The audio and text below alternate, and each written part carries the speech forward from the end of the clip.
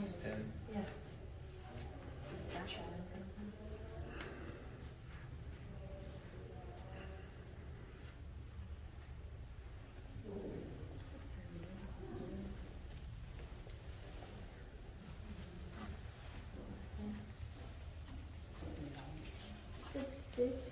The medical doctor did. See the double scissors and suctions. That is just tubing. Sometimes they use it to suction things.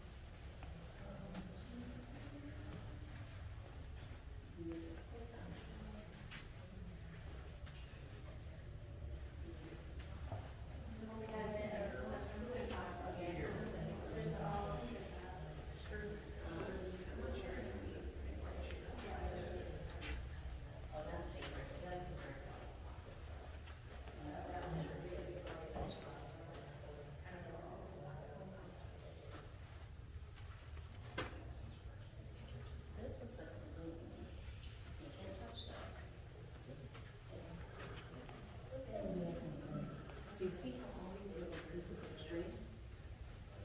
So all those little pieces of string, and there's a special voltage machine that will string them all up. And then this piece has to come out where it is. Just be more likely to go outside of the tree or something.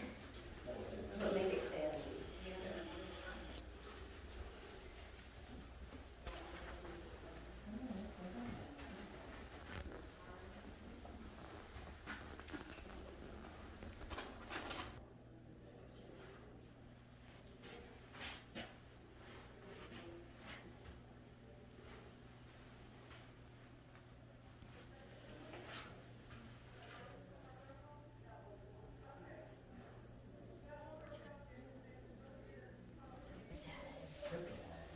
And in Indiana, they use lard on the. Are you ready to see what we have?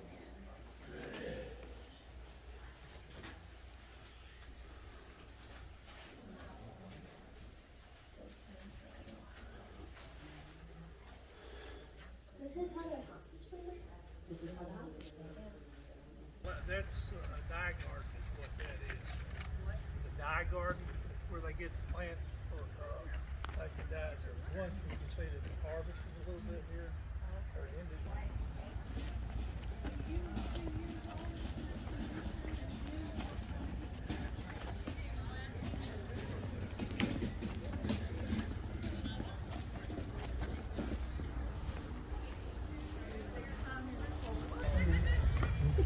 A wealthy family, they may be a little bit older, but in an average family, I take it she's close to that age? She's 13. Well, you'd be married, sweetheart, and that's your only, and that is your only option. That's it. That's your only option. Women do not own money, they do not own land, they go no place by themselves. So that's your only option. It is a rare woman that can get by. Patience Cooper's husband was killed, and she had to get permission from the government in order to keep a public house to provide for herself. You had to have special permission from the government in order to do anything like that. Young boys, by the time they are 15, by law, they have to have a job, have to have a profession. In some places, by the time they're 15, they have to have their own land and have their house built. So you have to learn that trade, do you not? You have to learn it. To be a blacksmith takes 7 years. To be a bookbinder takes 10. To be a physician takes 3. But if there isn't, well, there's no medical schools except in Scotland. That's the only medical schools are in Scotland. So you have to have a trade, you have to learn the trade. If there's a master craftsman in the neighborhood that has a better paying job than you do, and you can convince him to take your son, you're going to make a contract, a legal binding agreement. Now, if you don't make a good contract, he's going to be living in the barn year round. He's going to have nothing but bread and water, and he's going to not have any clothes provided by the master. They grow from the time they're 7 to the time they're 15. But if you've made a good contract, then there may be a heated room that the apprentice can stay in. They may get meat 1 meal a week. They may get a suit of clothes once a year, once every other year. So that's a little bit different, is it not, than what you might be used to. Anything that you can cook at home, you can cook in here. Now, Miss Allie has made 2 pans of biscuits this morning. There's one and there's the other. She's made a beautiful apple pie. It has apples, dried blueberries, pecans, sugar, cinnamon, butter, nutmeg, cloves, apple cider. Then when it's about done, we put some honey on top of it. We've got fried potatoes, bacon. He's frying up some kielbasa. He's also frying some cabbage. We'll fry down the corn. So anything that you can cook at home, you can cook in here. The Dutch ovens, you can bake anything that will fit inside there. Fry anything in the skillet. We have soup beans hanging over there as well, so you'd use the crane to boil. Any questions about anything? Unfortunately, this is not an FDA approved kitchen. So paper pans or real pans? everything was either metal or pottery. It's a good question though. Pottery is these red looking things. Those are made of clay that's been baked real hard. And it's really, really, it's hard that we can use to put in it, the hot pans. You make like a soup or soup beans? Soup beans. You just leave them hanging until they're gone, right? Yeah. It could be a couple of days. Yeah. Anything that was left over, you would put in a pot and just keep adding to it. Peas porridge hot, peas porridge cold, peas porridge in hot. No, That looks like a wood pot. it does, doesn't it? It does. She's not wrong. What'd she say? It looks like a witch pot. Let's see, we've got, yeah. Not good. You might know more than you think You never know who I might be portraying when you come here. We are going to be doing something in a couple of weeks called the Haunting on the Mount. I saw that. And it's not the blood and guts. We play with your mind. And we are telling you stories of the 1700s. And you might not know, you don't know who you might meet in here in the kitchen. You might meet some native character.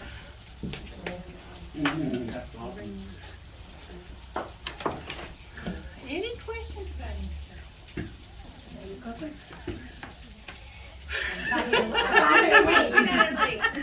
Thank you. Can we walk closer? I don't mean throw like this. I don't want your fingers going any lower. Has that happened? This is a piece of machinery here. Yeah. It does not know the difference between your fingers and this apple, and it's going to be spinning like that. So when I say drop an apple, just hold it like this. Who's in there?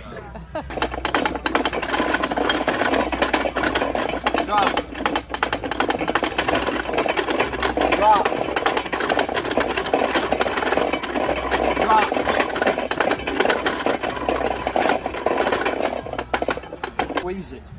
Then I'll filter it into a half full on this right now, makes 1 pitcher of juice.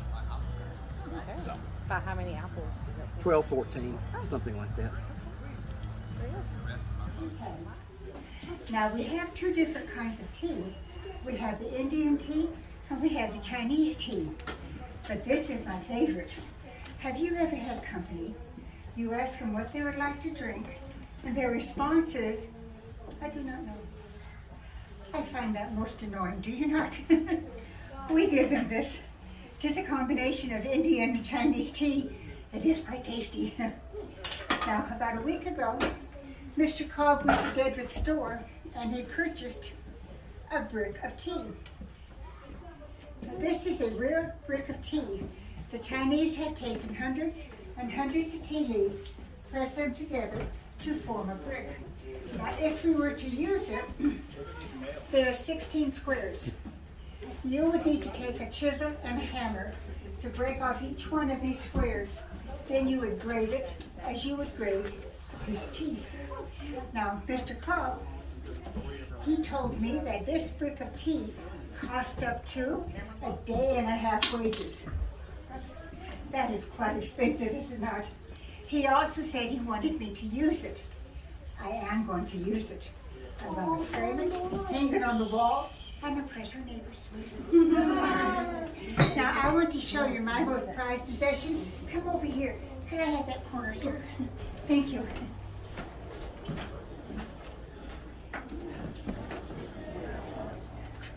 Now, this is our great clock. This clock has an hour hand, a minute hand, and a second hand. But it is also a calendar clock. Is it not the 9th day of October, 1791? Now this clock, it was made in Halifax, England, around the year 1720. Those weights, they are made of cast iron, and they are heavy. I know this because one of them fell off of his pulley. I made the mistake of picking it up. Now we do have a gaming table for our grandchildren. Do any of you play chess? So intelligent. I find it too confusing. They go in too many different directions. Now you do know checkers, do you not? Yes. Well, the grandchildren, now they could purchase wooden checkers from Dedrick's store. They wanted to make their own. They took a corn cob, they dried it off, and they sliced it. Then they stenciled the red and the black crowns on top of that. Are they not ingenious children? Now Jim, he is one of our workers, and he's made about a dozen marbles. He made them out of clay and water, and then he baked them down in the Dutch oven in the kitchen. Did you play with marbles as a lad? Oh, yes. Did you play for keeps? Yes. Indeed. My grandson, William III, is always playing with marbles. He's always losing his marbles. Now, do we have any questions about anything in this room? All right. Mr. Cobb is not in the office at the moment, but he will be shortly, so you can come back. My sister Catherine is in the dining room, and our daughter-in-law Martha is in the kitchen. So whatever you choose to do, we thank you for joining us on this beautiful Sunday afternoon. Make one because I can't go to Walmart. Back in the day, they didn't even have Walmarts, if you can believe that or not. So someday, we may have to get back to doing a few things ourselves, like making a fire, you know. COVID hit, people freaked out, they didn't even know how to make a fire. It's pitiful, you know. It's not on the internet. We don't know how to do it, right? So I've got 2 stop cuts. So I'm going to do you a little trick here. Instead of carving all this away with my knife, which I could do, but it'd take me like 20 minutes. So this grain is pretty straight in here. So I'm going to try something. It may or may not work. I'm going to try to split all this wood off here down to the stop without ruining my bowl here. I can't tell you how many times I've worked on a spoon for like 2 hours and then it ends up splitting or I ruin it. But I've got the prettiest firewood you've ever seen in your life. It is so pretty. So I take this cool axe, it looks like a Viking axe. Check, 1, 2. This was handmade Check, 1, 2. in Sweden, isn't that cool? Check, 1, 2. And because of the way it's made, Check, 1, 2. I can Check, choke 1, up 2. on it and I can do real Check, little 1, 2. carving like that. So I can carve a spoon down to about 80% with this axe before I have to go to a knife. Okay. So can you all see that there? What I'm going to try to do is pop this out. This is a pretty big piece. Let me take it a little bit off the back. So when you're using a hatchet or an axe, I want to plan on hitting this thing. If I miss it, I want to hit the stump instead of my leg. It's not very pretty when I hit my leg. I have to go over to the red bag to do that. I've never done that yet. So if I miss this thing and it comes down, it's going to hit the stump, right? I'm always thinking safety. Always thinking safety. Same thing when I'm whittling, carving. Okay, so here goes. This could save me a lot of time, or it could cost me a spoon. Should we be taking baths? That's right. Drum roll, please. Here we go. Yeah. See that?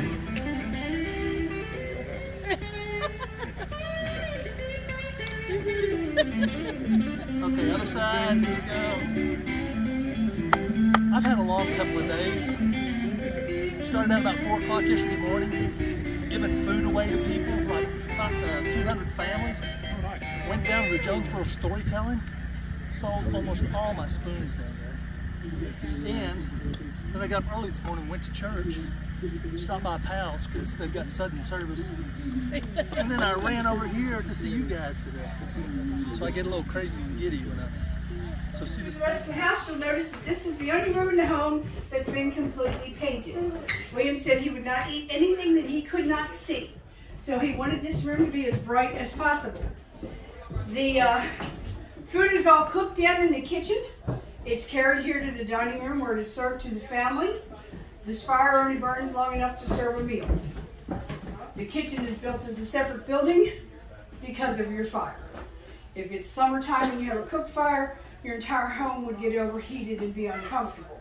If your kitchen burned down, you replace one room instead of your entire home. So that's why it is any landowner that was able would build his kitchen as a separate building.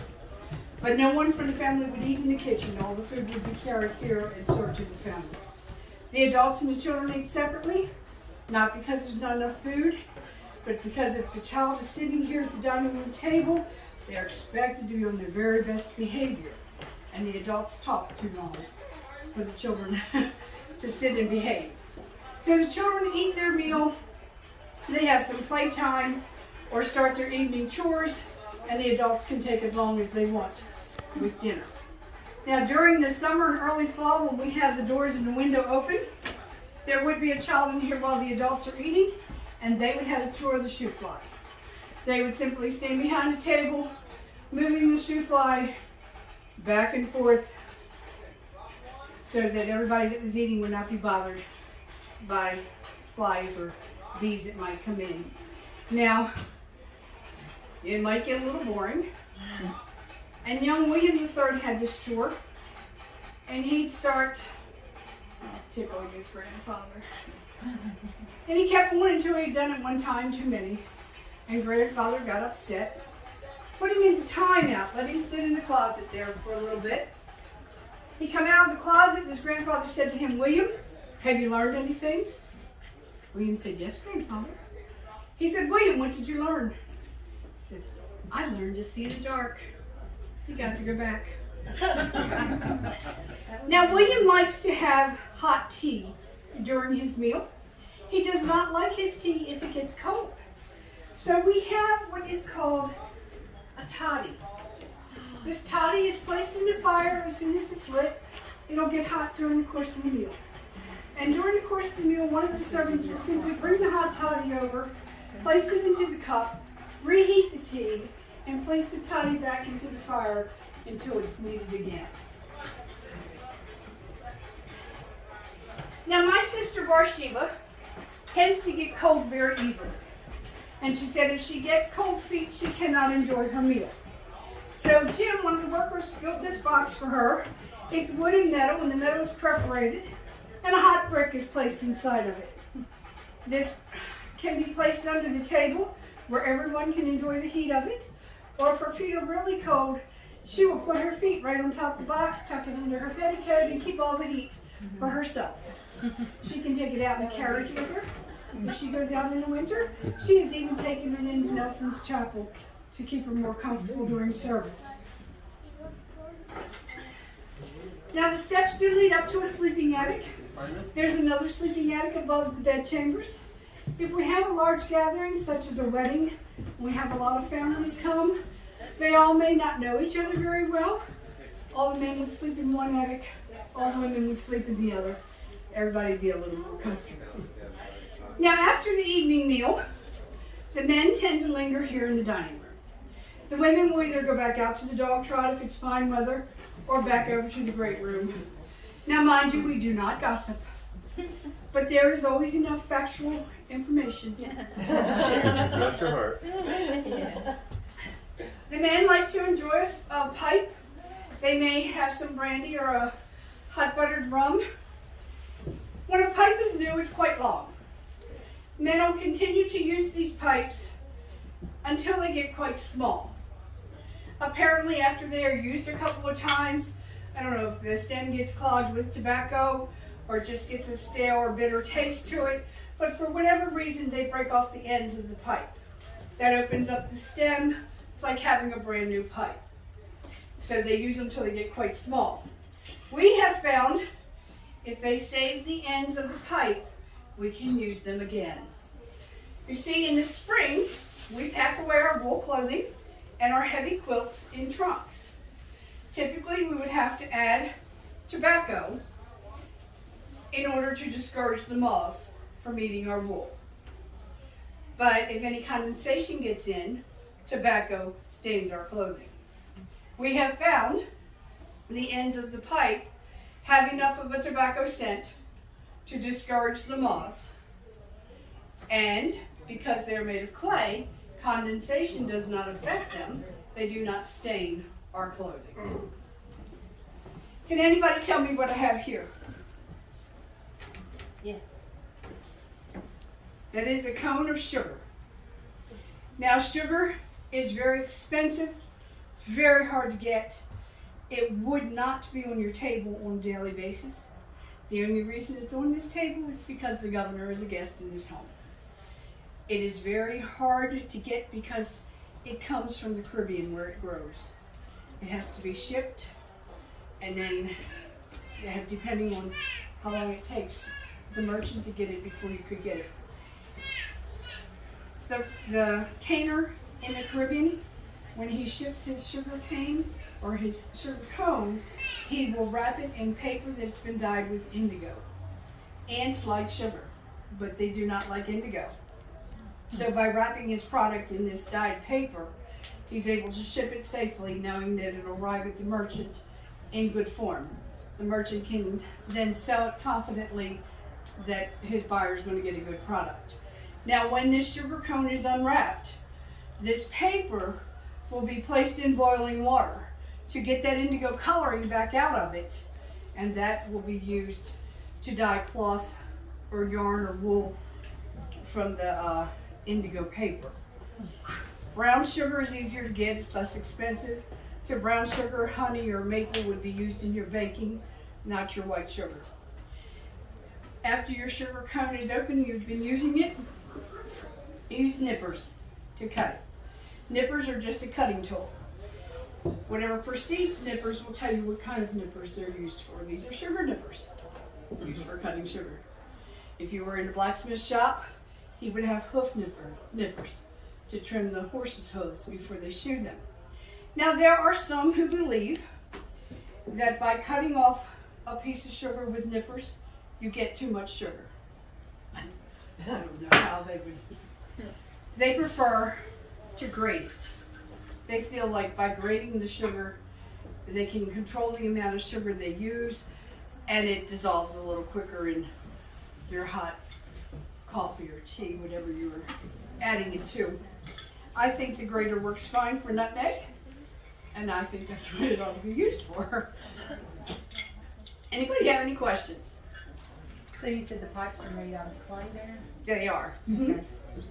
So I know they used to, so cedar, because I know cedar would be used to go They're, you know, like blocks of cedar or whatever to go for moths and stuff too, so. Oh, does that work as well? Mhm. I had I not never heard. heard of the tobacco thing. Well, you have me as well. I had never heard of this either.